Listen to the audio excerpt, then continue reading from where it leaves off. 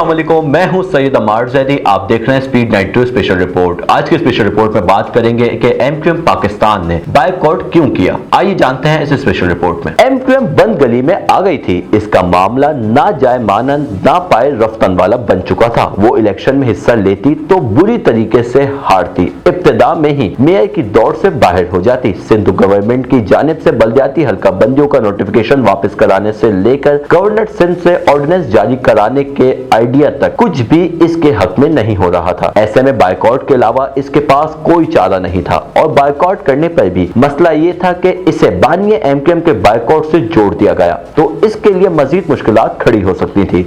ये सब कुछ और बहुत कुछ था जो इंतखाबात की चांद रात तक एमक्यूएम के साथ चलता रहा। कराची में 15 जनवरी 2023 को होने वाले बल्दियाती इंतखाबात 2.25 साल की ताखीर से हुए।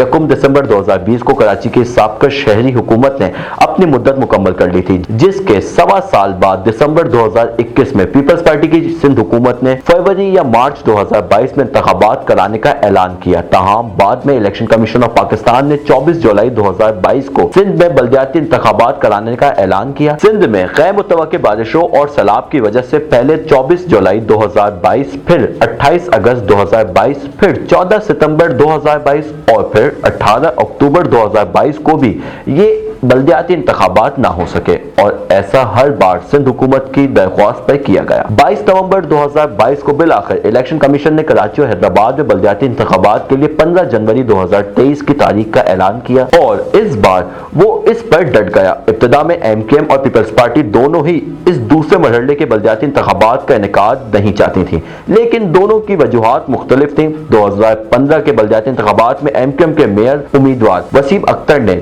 64% से जायद वोट लिए थे, लेकिन 2015 के बल्दियाती इंतखाबात 1998 की मर्दमशुमारी की बुनियाद पर हल्का बंदियों पर हुए थे। एमक्यूएम को असल एतराज ही पीपल्स पार्टी की सिंध हुकूमत के हाथों हुई हल्का बंदियों पर था और इसे पता था कि अगर इसने इन हल्का बंदियों के तहत इलेक्शन में हिस्सा लिया तो शिकस्त इसका मुकद्दर होगी। साथ ही इसे लोकल गवर्नमेंट एक्ट के बाद दीगर शकों पर भी एतराज था। एक तरफ एमक्यूएम इस मामले को लेकर सुप्रीम कोर्ट गई तो दूसरी तरफ इसकी उस वक्त की हरीफ जमात पीएसपी ने इस मामले पर कराची में तवील धरना दिया। बादशाही एक तरफ सुप्रीम कोर्ट ने एमक्यूएम की दरख्वास्त पर यह मामला वापस सिंध असेंबली में ले जाकर तरमीम कराने का हुक्म दिया तो दूसरी तरफ सिंध हुकूमत और पीएसपी में भी इस हवाले से तहरीरी मुआहदा हुआ। मुआहदे में यह तय पाया कि लोकल गवर्नमेंट एक्ट 2013 में तरमीम की जाएगी, लेकिन तादाद में तहरीर गुज़िश्ता रात बजरिया ऑर्डिनेंस तरमीम की एक कोशिश के अलावा कोई और संजीदा कोशिश होती नजर नहीं आई। एमक्यूएम जब पीटीआई की हुकूमत छोड़कर पीडीएम का हिस्सा बनी तो उस वक्त भी इसने लोकल गवर्नमेंट एक्ट 2013 में तरमीम के मुतालबे को तहरीरी मुआहदे का हिस्सा बनाया, जिसमें शहबाज शरीफ और मौलाना फजल रहमान ने भी दस्तखत किए। लेकिन 13 और 14 जनवरी 2023 की दरमियानी रात 1:30 बजे तक इसे कोई खातिर ख्वाह कामयाबी नहीं मिली।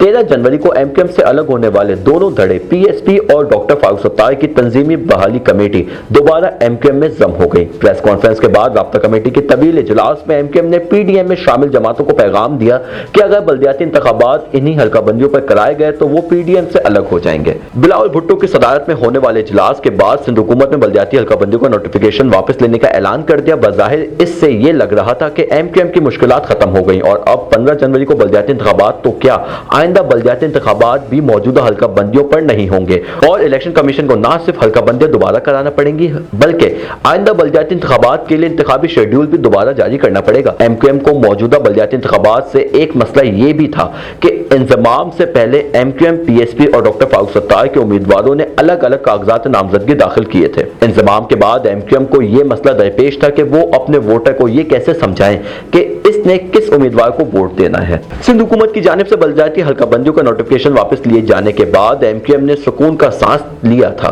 लेकिन यह सुकून आर्जी साबित हुआ। रात गए इंतखाबात मुलतवी कराकर सो जाने वाली एमक्यूएम के रहनुमाओं को सुबह उठकर इस वक्त पर झटका लगा जब चीफ इलेक्शन कमिश्नर ने आइन के आर्टिकल 219 के तहत हासिल इख्तियारात को इस्तेमाल करते हुए सिंध हुकूमत की दरख्वास्त एक बार फिर मुस्तरद कर दी और और इसका नोटिफिकेशन वापस लेने का ऐलान भी तस्लीम करने से इनकार कर दिया। इलेक्शन कमीशन ने ऐलान किया कि इंतखाबात मामूल के मुताबिक 15 जनवरी को ही होंगे। यहां से एमक्यूएम बंद गली में आ गई। अगर मौजूदा हल्का बंदियों और मौजूदा बैलेट पेपर पर इलेक्शन में हिस्सा लेते हैं तो जीत का कोई इम्कान नहीं था।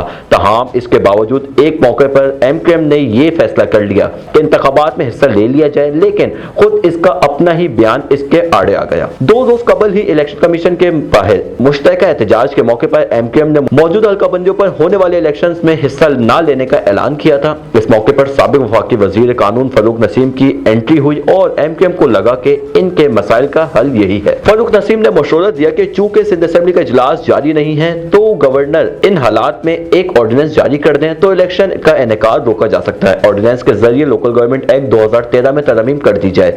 इस तरमीम का मसूदा भी तैयार कर लिया गया। ऑर्डिनेंस के मसवदे में तरमीम का कहा गया था कि सिंध लोकल गवर्नमेंट एक्ट की दफा 34 के जिली दफा 2 में ए और बी का इजाफा किया जा रहा है। 2A के तहत अगर यूनियन काउंसिल, यूनियन कमेटीज और वार्ड्स की तश्कील में कोई गलती सामने आई और हुकूमत ईमानदारी से शफाफ इंतखाबात कराने के लिए दफा 10 की जिली बलदियाती हल्का बंदियों का नोटिफिकेशन वापस लेती है तो इलेक्शन का तमाम अमल फौरी तौर पर न सिर्फ रुक जाएगा बल्कि खत्म हो जाएगा। एक्ट में मुजव्वजा दूसरी तरमीम यानी 2B में कहा गया था ऐसी सूरत में इलेक्शन कमीशन हुकूमत के मशवरे में नया इलेक्शन शेड्यूल जारी करेगा। ये ऑर्डिनेंस भी एमक्यूएम की मुश्किलात खत्म कर सकता था, लेकिन भला हो कुछ लोगों का जिन्होंने ये ऑर्डिनेंस भी जारी नहीं होने दिया।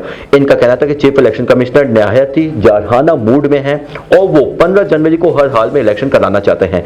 अगर इन्होंने गवर्नर की जारी करदा ऑर्डिनेंस को भी मुस्तरद कर दिया तो सिंध हुकूमत और गवर्नर कहां खड़े होंगे।